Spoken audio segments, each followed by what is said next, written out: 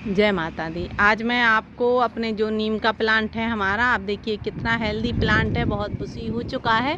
क्योंकि मैं क्या करती हूँ कि इसकी टिप काटती रहती हूँ और ये घना होता रहता है, और मुझे जब भी इसकी ज़रूरत होती है इनकी पत्तियों की तो मैं कटिंग कर लेती हूँ। तो मैंने आज भी इसकी कटिंग की है, और कटिंग की है आप सभी के लिए एक ऑर्गेनिक कंपोस्ट बनाने के लिए। तो मैंने इसकी कुछ जो पुरानी पत्तियां थीं, जो ज़्यादा ग्रीन हो चुकी थी, मतलब पुरानी हो चुकी थी, उन्हीं पत्तियों से मैं कंपोस्ट बनाने वाली हूं। तो अगर आपने अभी तक वीडियो को सब्सक्राइब नहीं किया है तो ज़रूर करें, साथ में बेल आइकन भी प्रेस करें, जिससे कि वीडियो की आने वाली नोटिफिकेशन आपको मिलती रहे। मैं आपको एक आज ऐसी फंगीसाइड वाली ऐसी कंपोस्ट बनाने वाली हूँ, जिस वजह से कि अगर आपके प्लांट में किसी भी प्रकार के कीड़ों का अटैक हो गया है, आपके प्लांट की मिट्टी पर किसी प्रकार के कीड़ों का अटैक हो गया है, तो उससे आपको सुरक्षा कैसे मिलेगी, आप अपने प्लांट की सुरक्षा कैसे कर सकते हैं। नीम की पत्तियों के साथ ही साथ में कुछ ऐसी चीज़ें मिलाएंगे जो कि आपके घर पर ही आसानी से मिल जाती हैं।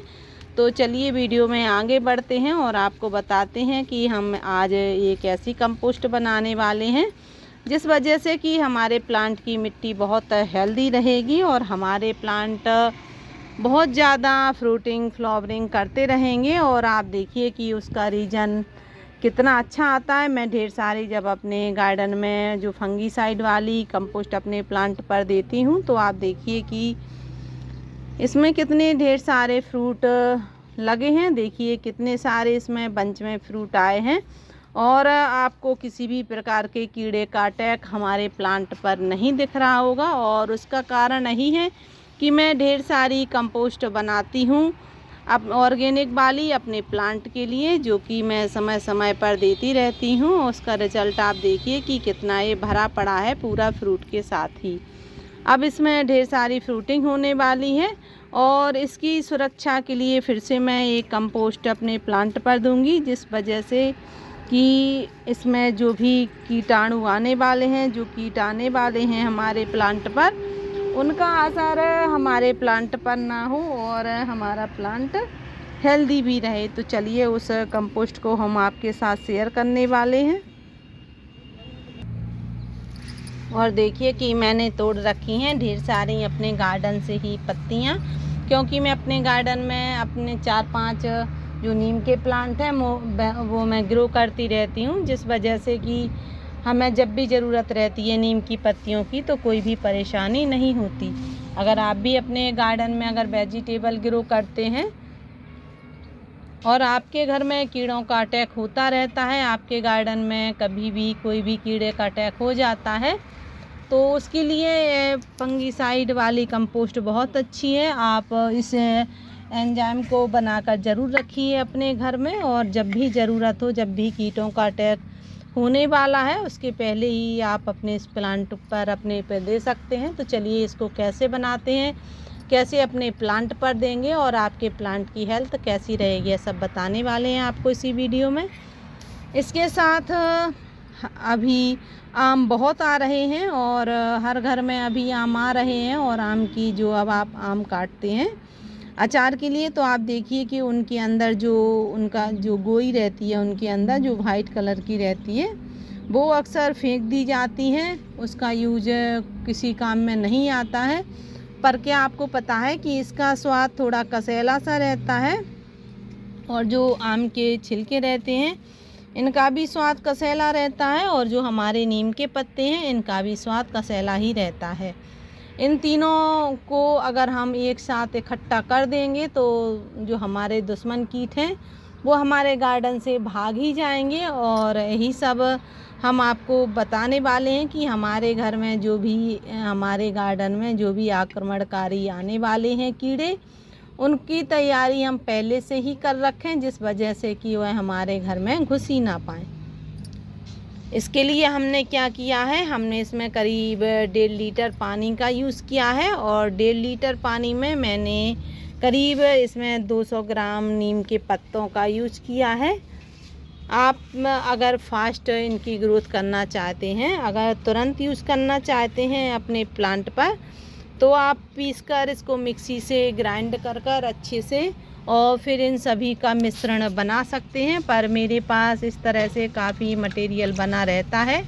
मैं स्टोर कर रखती हूँ अपने गार्डन में कि जब भी मुझे ज़रूरत होगी तो मैं उसका यूज़ कर लूँगी। और ख़राब नहीं होता है जल्दी, कितने दिन तक ख़राब नहीं होता ये भी आपको बताने वाली हूँ। तो मुझे ज़रूरत नहीं है इसलिए मैंने इसको नहीं पीसा है। अगर आपके घर में कीटों का अटैक हो गया है तो फिर आप इसको पीस लीजिए अच्छे से मिक्सी से। इन तीनों चीज़ों को अच्छे से ग्राइंड कर लीजिए, फिर आप मिलाइए तो तुरंत आप इसका यूज कर सकते हैं। पर मैं थोड़ी आलसी प्रवृत्ति की हूँ इसलिए मैं इसी तरीके से बना लेती हूँ और झटपट बनाकर अपने प्लांट के लिए रख देती हूँ। जब ज़रूरत रहती है तो तुरंत छानकर छन्नी से स्प्रे बोतल से स्प्रे कर देती हूँ इसका। आपके घर में अगर कीड़ों का अटैक हो गया है तो फिर आप इसको तुरंत यूज़ कर लीजिए। अब ये हैं हमारे जो आम की छिलके हैं और इनकी जो गुठली है, ये करीब हमारे 1.5 किलो आम है और 1.5 किलो आम में इतना मटेरियल निकला था तो मैंने इन सबको इसमें मिला दिया है। और 1.5 किलो के में आपको 1.5 लीटर पानी का ही यूज़ करना है। फिर आप इसको पीस कर यूज़ कर रहे हैं या फिर साबुत कर रहे हैं, वो दोनों सूरत में इसी तरीके से यूज़ करना है। अब आप क्या करें, आप इसको अच्छे से मिला लें।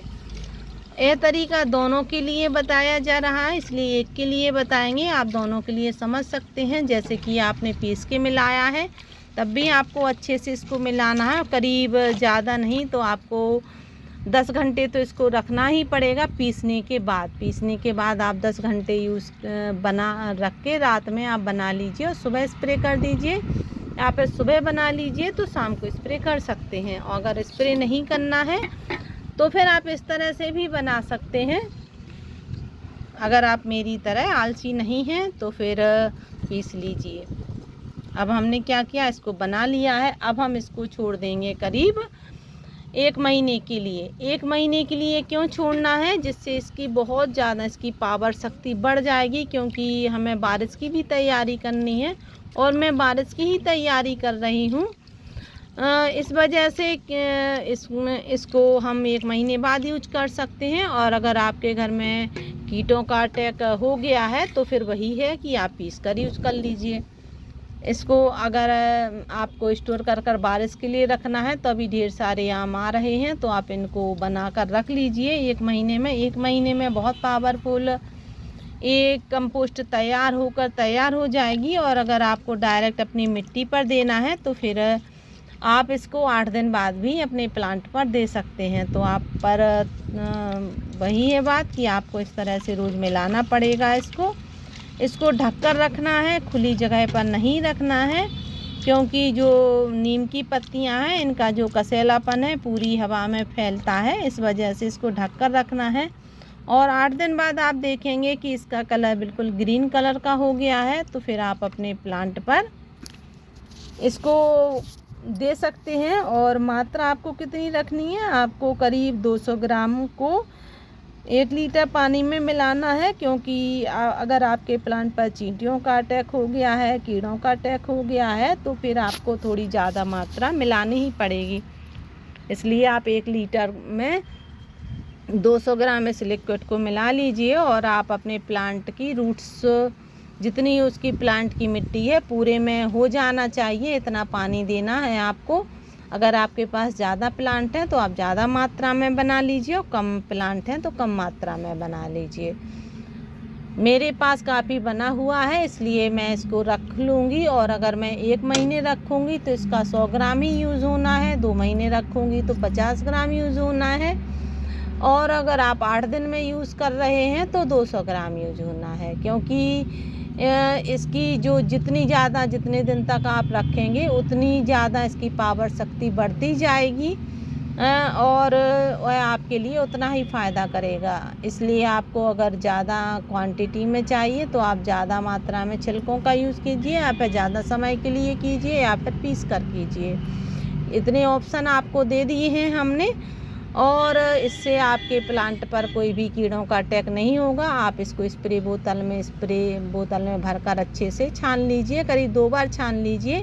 जिससे कि आपकी स्प्रे बोतल ख़राब ना हो। फिर स्प्रे बोतल से आप अपने किसी भी प्लांट पर अच्छे से दे सकते हैं, उनकी पत्तियों पर दे सकते हैं। उनमें जो मिलीबग लगे हैं उनको हट जाएंगी ये, और आपके प्लांट की सभी बीमारियों को भी ये ख़त्म कर देंगी। नए नए फ्रूट आना शुरू हो जाएंगे।